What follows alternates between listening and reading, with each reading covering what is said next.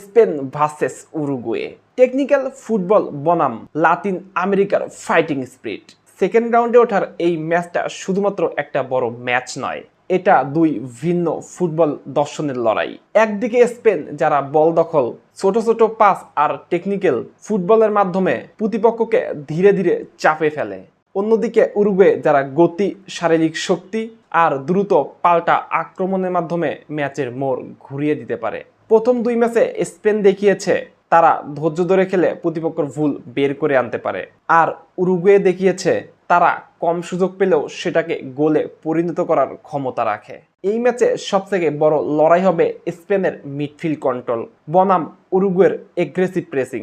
যে দল group champion হয়ে নকআউটে যাবে তারা তুলনামূলক ভালো অবস্থান পাওয়ার সুযোগে থাকবে।